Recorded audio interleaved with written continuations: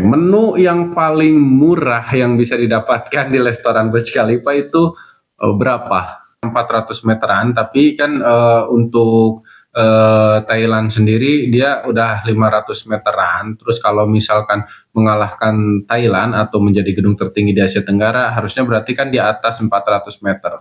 Coba ulangi pelan-pelan berapa ketinggian yang akan dibangun di Malaysia, gedung yang akan dibangun di Malaysia. Pelan-pelan. Selamat pagi, Je. Selamat pagi, Tony. Ada yang bisa saya bantu hari ini? Oke, kali ini saya pengen bahas sesuatu yang lebih santai aja, Jam. Nih, fakta menarik tentang Burj Khalifa atau bangunan atau menara tertinggi di dunia saat ini ya, saat ini. Nah, apa yang kamu tahu tentang Burj Khalifa?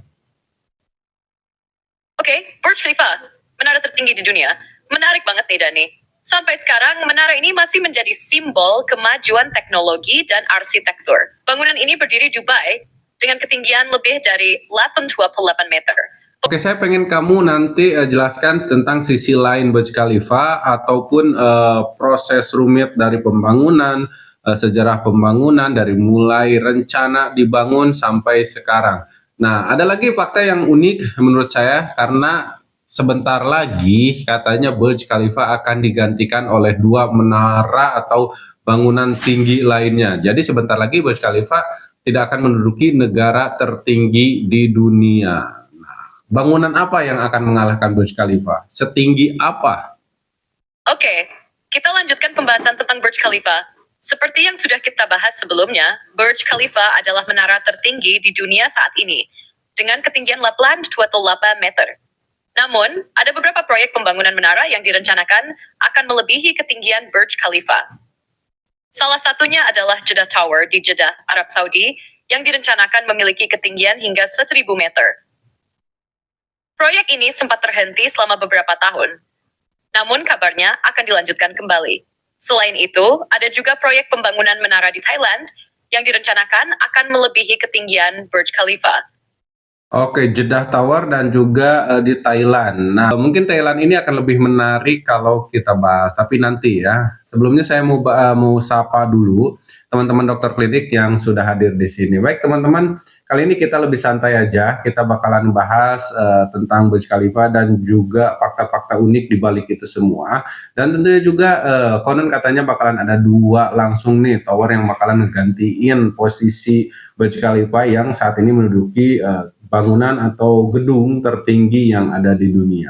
Nah, sebelumnya saya ucapkan selamat datang di podcast Dokter Klinik Forensik Indonesia. Ingat, dukung terus channel ini dengan komen pasti bisa agar kita bisa menyelesaikan misi 10 video per hari. Wow, luar biasa. Oke, kapan rencana pembangunan Burj Khalifa itu dibuat? Rencana pembangunan Burj Khalifa dimulai pada tahun 2004. Proyek ini merupakan bagian dari pengembangan kawasan downtown Dubai yang dirancang untuk menjadi pusat bisnis dan rekreasi. Proyek ini sendiri diumumkan pada tahun 2003, namun persiapan teknis dan perencanaan baru benar-benar dimulai pada 2004. Pembangunannya sih memakan waktu sekitar 6 tahun dan selesai pada tahun 2010. Seperti biasa Jam, kita bahasnya satu-satu biar kita bisa lebih tektokan. Jadi kamu nggak harus menjelaskan satu pertanyaan terus dijelaskan sampai beres, sampai detail gitu kan. Singkat-singkat saja biar kita obrolannya biar ngalir terus. Nah, jadi untuk pembangunan rencananya 2023 terrealisasi 2024. Berarti dari rencana sampai terrealisasinya itu nggak terlalu jauh ya. Hanya butuh waktu 1 tahun untuk perencanaan. Kemudian untuk pembangunannya dia memakan waktu 6 tahun. Nah, apa yang menurut kamu untuk waktu 6 tahun dan dengan bangunan segitu tinggi 800 meter kalau nggak salah ya, sebenarnya waktu yang cukup lama apa standar atau mungkin bahkan itu lebih cepat dari perkiraan? Iya, sebenarnya 6 tahun untuk membangun bangunan setinggi 828 meter itu sudah termasuk cukup cepat, mengingat kompleksitasnya. Dalam proyek seperti ini, banyak faktor yang perlu dipertimbangkan, seperti desain struktural, teknologi, material, dan juga faktor cuaca yang kadang mengganggu pembangunan. Jadi walaupun kedengarannya lama, untuk sebuah bangunan setinggi itu, 6 tahun sebenarnya sudah bisa dianggap efisien, Hein. Selain itu, Burj Khalifa juga melibatkan ribuan pekerja dari berbagai negara dan banyak sekali detail yang harus diperhatikan. Sebenarnya kalau untuk bangunan di Timur Tengah itu yang jadi tantangan utamanya tuh apa sih? Untuk bangunan di Timur Tengah, tantangan utama biasanya adalah cuaca ekstrem, terutama suhu yang sangat tinggi, yang bisa mencapai lebih dari 40 derajat Celcius. Ini bisa menambah human dan pekerja di cleaning. Selain itu, ada juga tantangan logistik. Karena banyak material yang harus diimpor, dan tantangan desain untuk menciptakan bangunan yang tahan terhadap pasir dan debu yang kerap mengganggu. Ditambah lagi, anggaran dan kebutuhan akan teknologi canggih yang terus berkembang, membuat perencanaan dan eksekusi menjadi lebih kompleks. Bahan-bahan apa aja Jem yang diekspor, yang diimpor dan dari negara mana?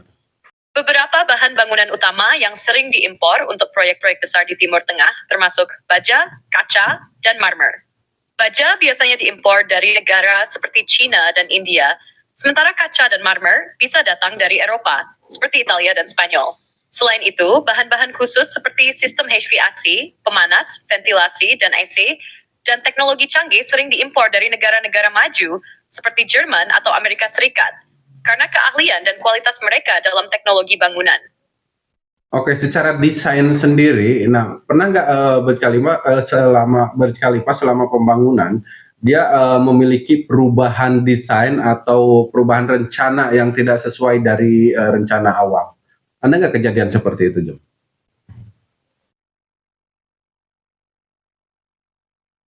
Ya, ada beberapa perubahan desain selama pembangunan Burj Khalifa. Salah satu perubahan utama adalah penyesuaian struktur gedung yang diperlukan untuk menyesuaikan dengan kondisi cuaca ekstrem di Dubai, seperti angin kencang dan suhu yang sangat panas.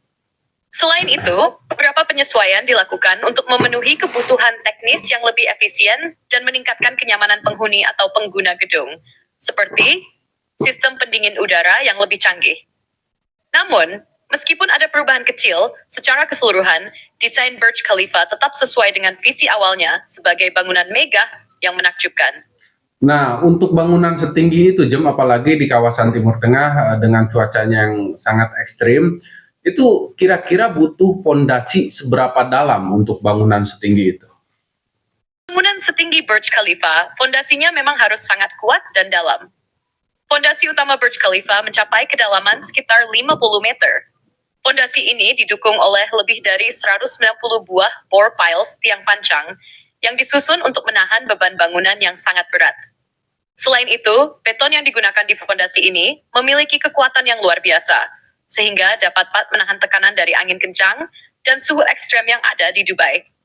Nah, saya sempat dengar kalau fondasi ini dialiri sama listrik. Nah, itu fungsinya apa, Jem, kalau benar, Jem? Betul, fondasi Burj Khalifa memang dialiri listrik, dan fungsinya adalah untuk menghangatkan beton pada saat proses pengerasan. Di cuaca dingin, beton bisa mengeras dengan lambat, yang bisa meruhi kekuatannya.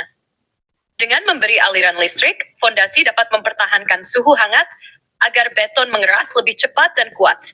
Ini juga membantu mencegah hetakan yang bisa muncul akibat suhu dingin yang ekstrem. Apa yang akan terjadi kalau misalkan listriknya tuh padam atau nggak mengalir? Jika aliran listrik pada fondasi padam atau tidak mengalir, proses pengerasan beton bisa terganggu. Beton mungkin akan mengeras lebih lambat atau tidak mencapai kekuatan yang optimal, sehingga bisa menimbulkan masalah struktural jangka panjang, seperti retakan atau kelemahan pada fondasi. Untuk menghindari hal ini, biasanya ada sistem cadangan yang memastikan agar pemanasan tetap berjalan meskipun ada gangguan listrik. Oke, jadi sebenarnya beton strum ini atau listrik ini dipakainya pas pembangunan aja apa sampai sekarang masih dipakai?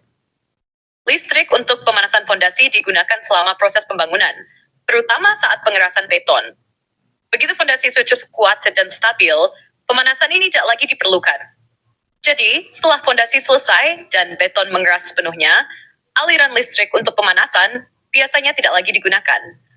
Itu digunakan di setiap pembangunan gedung-gedung tinggi, apa hanya di Burj Khalifa aja?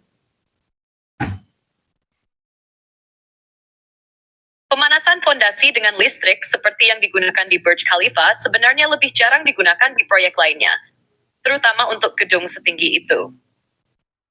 Umumnya, pemanasan ini diterapkan pada proyek besar yang memerlukan fondasi beton dengan kedalaman yang luar biasa, seperti Burj Khalifa, untuk mencegah beton membeku terlalu cepat atau retak saat proses pengerasan. Jadi, teknik ini tidak umum digunakan di semua gedung tinggi, hanya di proyek-proyek tertentu dengan kondisi ekstrem atau keperluan khusus. Jadi Burj Khalifa itu yang pertama atau satu-satunya apa gimana? Burj Khalifa bukan satu-satunya gedung yang menggunakan teknik pemanasan fondasi dengan listrik, tetapi memang salah satu yang paling terkenal dengan penerapan teknik tersebut. Di dunia konstruksi, metode ini digunakan di beberapa proyek besar lainnya, terutama untuk gedung-gedung dengan fondasi dalam dan cuaca ekstrem. Namun Burj Khalifa adalah salah satu yang paling menonjol karena skala dan tingkat kesulitannya. Kira-kira di dalam Burj Khalifa ini, dia ada berapa lantai? Iya benar. Burj Khalifa memiliki total 163 lantai, dengan beberapa lantai di antaranya digunakan untuk perkantoran, apartemen, hotel, dan fasilitas lainnya. Di puncaknya ada observatorium yang memberikan pemandangan luar biasa dari Dubai. Ada beberapa lantai yang digunakan untuk fasilitas eksklusif termasuk area makan dan restoran mewah. Sebagai tambahan, Burj Khalifa juga memiliki sistem elevator tercepat di dunia yang bisa membawa pengunjung ke lantai 124 dalam waktu hanya sekitar 1 menit. Itu perkiraannya kecepatan berapa kilometer per jam kalau hitung kilometer ya? Kecepatan elevator di Burj Khalifa yang membawa pengunjung ke lantai 124 adalah sekitar 27,11 km per jam. Ternyata Burj Khalifa ini bukan hanya untuk perkantoran, tapi juga ada apartemen, ada juga hotel, ada juga perkantoran, dan juga ada restoran.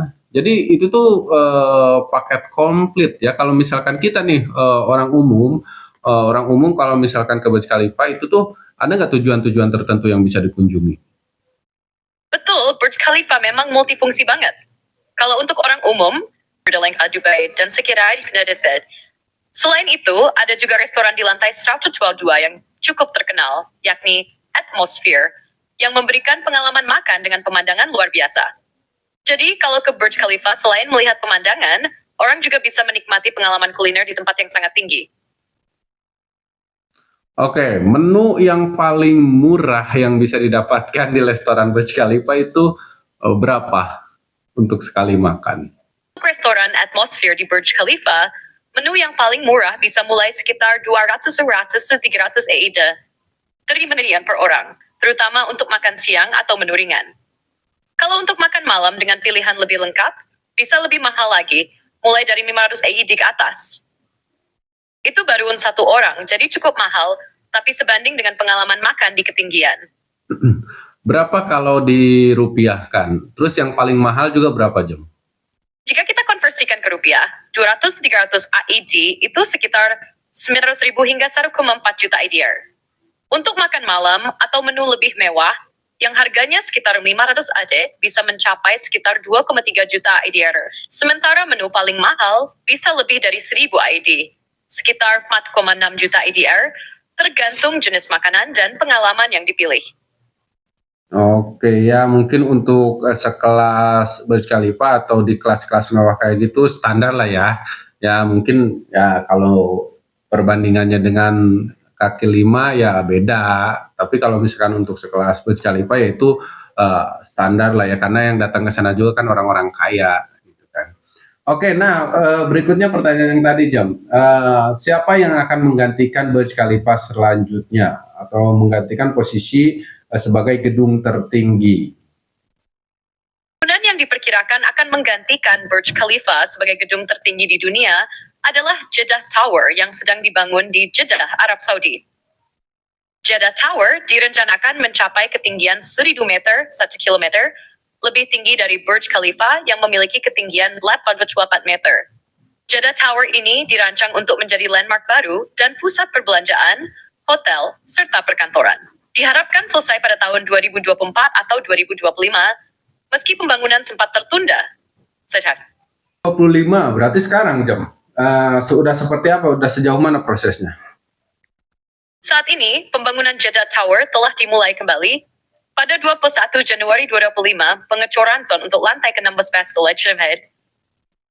Proyek ini ditargetkan selesai pada 2028. Oke, nantinya gedung ini akan difungsikan sebagai apa?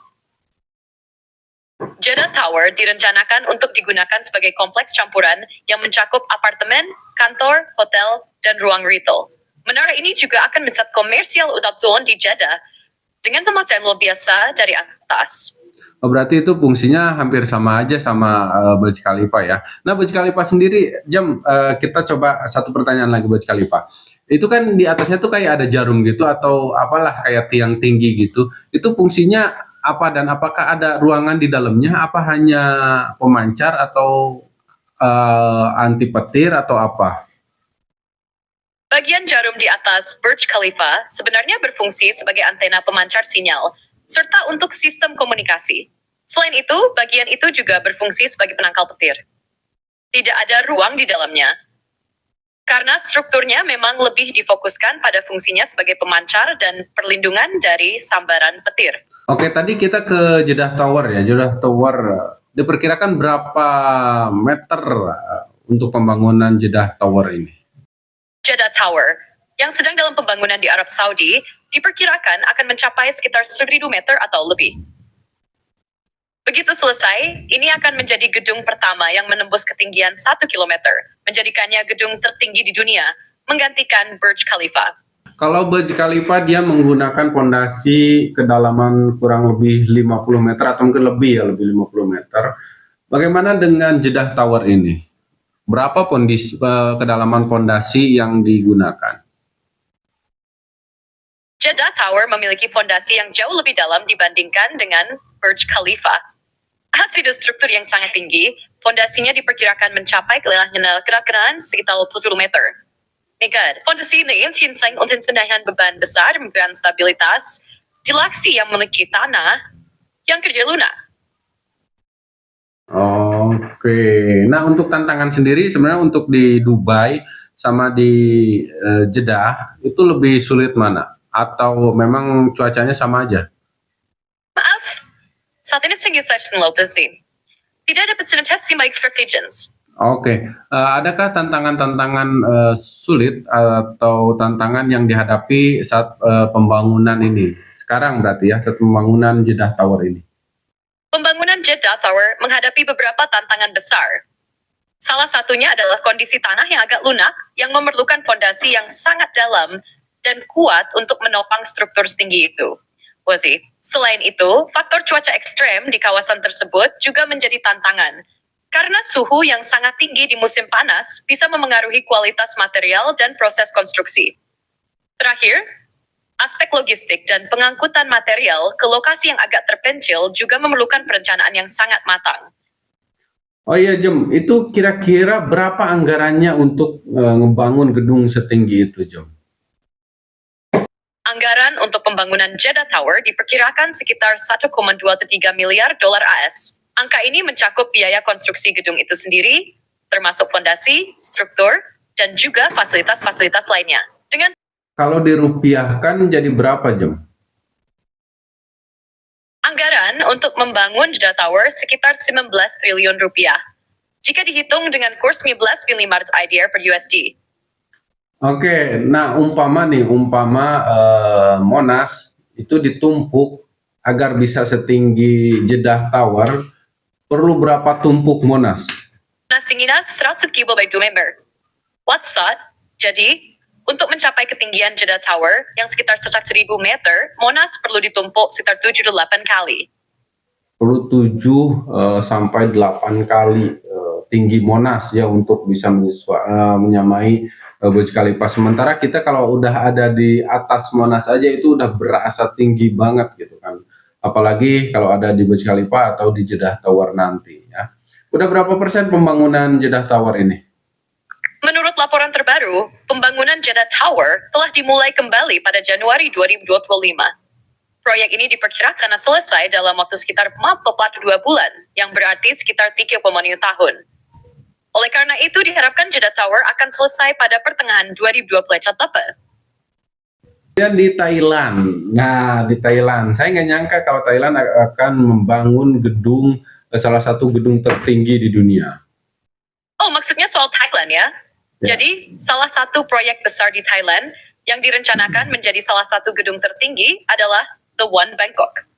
Proyek ini bakal terdiri dari beberapa menara, dan selain menjadi gedung tertinggi, itu juga akan berfungsi sebagai pusat komersial besar dengan hotel, perkantoran, dan tempat hiburan.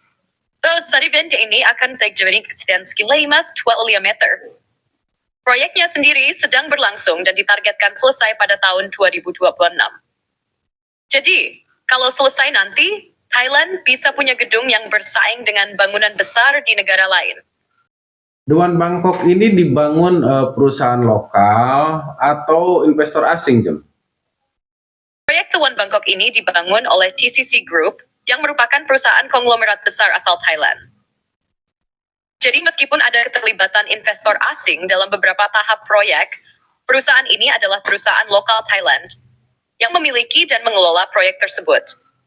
Nah, untuk di Thailand sendiri, ini kan gedung termasuk nanti kalau misalkan jadi, ini kan gedung termasuk salah satu tertinggi di dunia nih. Berapa sih diperkirakan itu untuk ketinggiannya?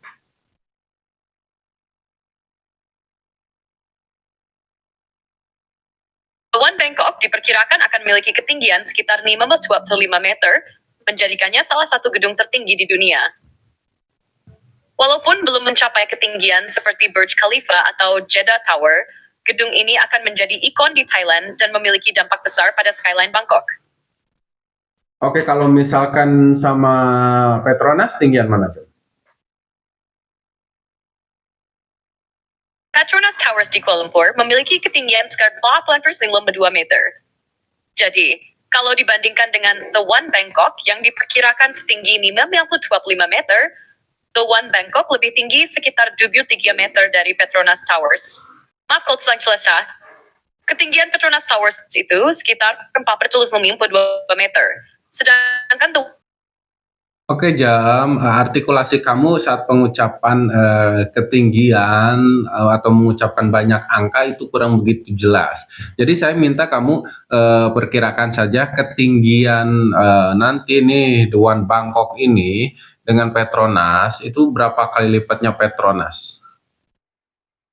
Oh, saya paham sekarang. Kalau dibandingkan dengan Petronas yang ketinggiannya sekitar 452 meter, The One Bangkok yang sekitar 525 meter itu sekitar 1,19 kali lebih tinggi dari Petronas. Jadi, The One Bangkok sekitar 16% lebih tinggi dibandingkan Petronas. Oke, 16% lebih tinggi daripada Petronas. Kalau dengan Burj Khalifa sendiri, bedanya tuh berapa? Soalnya kamu, kita di sini ya teman-teman, maaf ini mungkin pertanyaan dia tadi udah jelasin, tapi karena di sini tuh artikulasinya dia kalau nyebutin angka terlalu banyak tuh nggak jelas gitu kan. Kalau di kamera nggak tahu deh dia jelas atau enggak. Biasanya agak sedikit jelas ya kalau di kamera. Nah makanya di sini saya nanyanya berulang-ulang untuk ketinggian dan ketinggian. Nah untuk Burj Khalifa, saya nggak tahu tadi kamu nyebutin berapa, tapi yang saya tahu adalah sekitar 800 meter lebih ya untuk Burj Khalifa ini. Nah berapa kali tingginya untuk sampai ke Burj Khalifa dia butuh berapa kali lipat lagi? Atau hanya beda sedikit? Burj Khalifa itu sekitar 828 meter, sedangkan The One Bangkok sekitar 525 meter. Jadi kalau dibandingkan, The One Bangkok itu... Bentar teman-teman, berapa sih? Oh 525 meter. Jadi bedanya tuh sekitar 300 meter. Kalau The One Bangkok diperkirakan bakalan tingginya tuh bakalan sekitar 500 meter. 500 meter, kalau Burj Khalifa kan sekitar 800 meter, berarti ya 300 meter, nggak sampai setengahnya lagi sih. Oke, Jam, di Thailand ini nanti bangunannya akan difungsikan sebagai apa? The One Bangkok ini rencananya akan berfungsi sebagai pusat bisnis, perkantoran, hotel, apartemen, serta ruang retail. Jadi, konsepnya mirip dengan Burj Khalifa, yaitu bangunan yang multifungsi dengan berbagai fasilitas yang melayani berbagai sektor. Sementara ini, Jam, di Asia Tenggara, itu bangunan mana yang tertinggi, Jam? Di Asia Tenggara, saat ini bangunan tertinggi adalah Marina Bay Sands di Singapura, dengan ketinggian sekitar 200 meter. Namun, beberapa proyek di kawasan ini, seperti The One Bangkok di Thailand dan Jeddah Tower di Arab Saudi, diperkirakan akan menggantikan posisi bangunan tertinggi di masa depan. Oke, berarti sebentar lagi Thailand ini akan menggantikan gedung tertinggi di Asia Tenggara, seperti itu ya? Betul. Kalau The One Bangkok selesai dan mencapai target ketinggiannya, Thailand akan menjadi rumah bagi gedung tertinggi di Asia Tenggara. Bisa jadi ini akan menggeser gedung-gedung seperti di Singapura dan Malaysia. Untuk di Thailand sendiri, emang udah biasa gedung-gedung tinggi seperti ini. Apa ini cukup menonjol jika dibandingkan dengan gedung-gedung tinggi yang ada di Thailand? Di Thailand, gedung-gedung tinggi memang ada, tapi kebanyakan tidak setinggi The One Bangkok yang sedang dalam pembangunan ini. Bangunan seperti Bayok Tower 2, yang merupakan gedung tertinggi di Thailand, masih kalah jauh jika dibandingkan dengan gedung baru ini. Jadi, The One Bangkok bakal menonjol banget. Karena selain ketinggiannya yang luar biasa, juga akan menjadi simbol kemajuan dan modernisasi yang sangat besar bagi Thailand. Selain di Thailand dan juga Jeddah Tower, adakah rencana pembangunan gedung tertinggi yang akan dibangun di dunia ini dalam waktu dekat?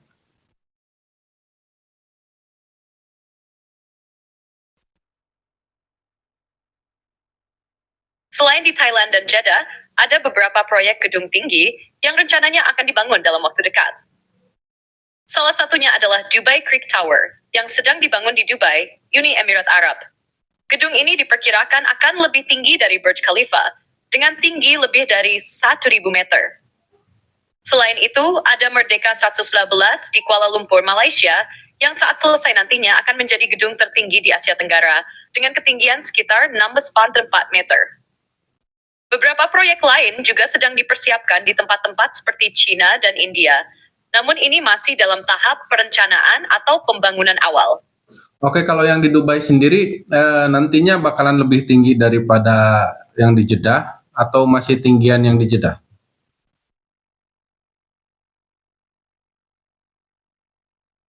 Dubai Creek Tower direncanakan akan lebih tinggi dari Jeddah Tower, meskipun keduanya sangat ambisius. Dubai Creek Tower diperkirakan akan mencapai lebih dari 1.000 meter. Sementara Jeddah Tower diperkirakan akan memiliki ketinggian sekitar 1.000 meter. Jadi, Dubai Creek Tower seharusnya bakal lebih tinggi jika semuanya berjalan sesuai rencana. Oke, tapi itu udah berjalan ya, udah dimulai pembangunnya atau baru rencana aja? Pembangunan Dubai Creek Tower sudah dimulai, tetapi sempat terhenti sementara waktu karena pandemi dan beberapa tantangan lainnya. Namun, proyek ini masih dilanjutkan dengan target penyelesaian di masa depan. Jadi, meskipun ada penundaan, pembangunannya sudah di Mei. Oke, terus kalau di Malaysia, apa nama gedungnya? Di Malaysia, gedung tertinggi yang sedang dibangun adalah The Exchange 106. Gedung ini direncanakan akan memiliki ketinggian sekitar 492 meter, menjadikannya gedung tertinggi di Malaysia, mengalahkan Menara Petronas yang tingginya 452 meter. Oke, aku dengarnya tadi sekitar 400 meteran, tapi kan untuk Thailand sendiri dia udah 500 meteran. Terus kalau misalkan mengalahkan Thailand atau menjadi gedung tertinggi di Asia Tenggara, harusnya berarti kan di atas 400 meter. Coba ulangi pelan-pelan berapa ketinggian yang akan dibangun di Malaysia, gedung yang akan dibangun di Malaysia, pelan-pelan.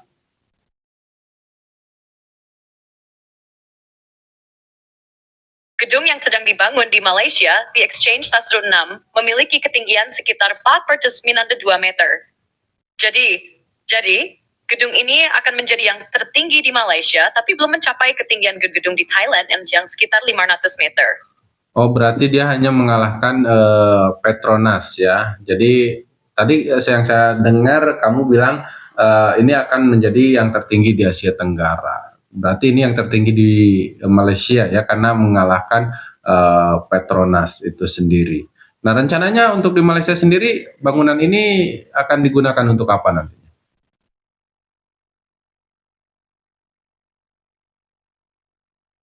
Betul, The Exchange 106 akan menjadi gedung tertinggi di Malaysia setelah mengalahkan Petronas. Gedung ini rencananya akan difungsikan sebagai pusat bisnis dan komersial, dengan ruang kantor, hotel, serta pusat perbelanjaan di dalamnya. Jadi selain menjadi gedung ikonik, The Exchange South Sullam juga diharapkan bisa menjadi pusat kegiatan ekonomi dan bisnis di kawasan tersebut. Oke, Jam, ini sangat luar biasa sekali obrolan kita kali ini. Adakah yang ingin kamu sampaikan atau masih ada yang belum kita bahas nih soal gedung tertinggi? Sepertinya kita sudah bahas banyak hal menarik tentang gedung-gedung tertinggi dan proyek-proyek mendatang. Pula, salah satu hal yang menarik adalah bagaimana teknologi dan inovasi terus mendorong batasan tinggi bangunan di seluruh dunia. Bisa dibilang setiap proyek baru bukan hanya soal tinggi, tapi juga tentang desain dan fungsi yang bisa memberi dampak besar di kawasan tersebut. Kalau ada hal lain yang ingin kamu gali lebih dalam lagi, pasti seru juga. Tapi sejauh ini, kita sudah mengcover banyak topik keren. Ada satu lagi, Jam. Ini untuk pembangunan fondasi. Kalau Burj Khalifa kan dia menggunakan kayak dialiri setrum gitu, teknik pengaliran listrik. Nah, kalau untuk di menara-menara lain yang kita bahas tadi seperti di Jeddah, di Dubai, kemudian Thailand dan juga di Malaysia, apakah menggunakan teknik yang sama? Untuk gedung-gedung tinggi yang sedang dibangun seperti di Jeddah, Dubai, Thailand, dan Malaysia, kebanyakan memang menggunakan teknik-teknik inovatif dalam fondasi dan strukturnya, meskipun mungkin tidak persis sama dengan yang digunakan di Burj Khalifa. Teknik pengaliran listrik pada fondasi seperti yang ada di Burj Khalifa umumnya berfungsi untuk meningkatkan kestabilan selama pembangunan. Nah, singkat saja, teknik pengaliran setrum ini dipakai nggak di bangunan yang kita bahas tadi, seperti Burj Khalifa, seperti Jeddah, atau bangunan di Dubai, Thailand, dan juga di Malaysia. Dipakai apa enggak? Singkat saja, teknik pengaliran setrumnya aja atau listriknya aja. Teknik pengaliran listrik di fondasi seperti yang digunakan di Burj Khalifa umumnya tidak diterapkan di semua gedung tinggi lainnya. Setiap proyek punya pendekatan teknis berbeda, tergantung pada kondisi. Jadi bagus ya, Jam, kalau emang informasinya kamu nggak komplit dan juga nggak jelas, sebaiknya skip aja, bilang nggak ada, nggak tahu gitu kan.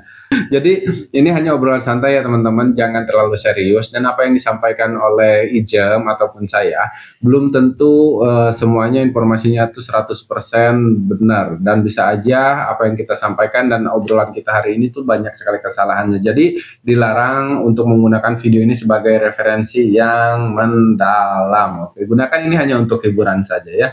Oke teman-teman, terima kasih sudah nonton sampai sejauh ini. Saya dari channel Dr. Klinik pamit. Assalamualaikum warahmatullahi wabarakatuh.